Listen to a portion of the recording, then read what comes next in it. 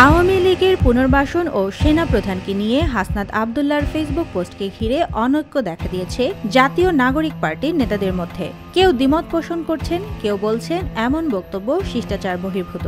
আর সেনা সদরের বরাতে নেত্র নিউজ বলছে হাসনাতের বক্তব্য অত্যন্ত হাস্যকর ও অপরিপক্ক গল্পের সম্ভার। শুধু তাই নয়, সামাজিক যোগাযোগ মাধ্যমে শীর্ষ নেতারা প্রকাশ করছেন নানা প্রতিক্রিয়া।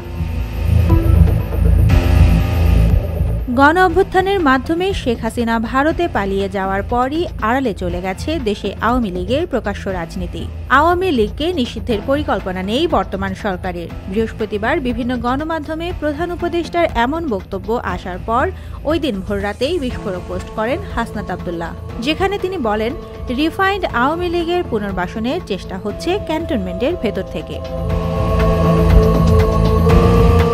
হাসনাতের বক্তব্যকে শিষ্টাচার বহির্ভূত বলে মন্তব্য করেছেন মুখ্য সংগঠক নাসির উদ্দিন পাটোয়ারি। এ বিষয়ে ভিন্ন ভিন্ন প্রতিক্রিয়া দিচ্ছেন এনসিপির অন্য নেতারাও। সার্জিস আলম পোস্ট দিয়ে দ্বিমত পোষণ করেন হাসনাতের বক্তব্যের।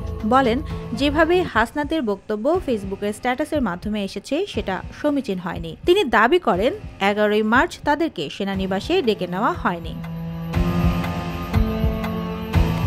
হাসনাত ও সার্জিসের কথায় মিল না থাকায় দলের আরেক নেতা হান্নান মাসুদ সার্জিসের স্ট্যাটাসের মন্তব্যের ঘরে বলেন, হয় হাসনাত না হয় সার্জিস, কেউ একজন মিথ্যা বলছেন। রবিবার এই বিষয়ে সুইডিশ ভিত্তিক নেত্র নিউজে সেনা সদরের বরাত দিয়ে বলা হয়, হাসনাতের বক্তব্য অত্যন্ত হাস্যকর ও অপরিপক্ক গল্পের সম্ভার।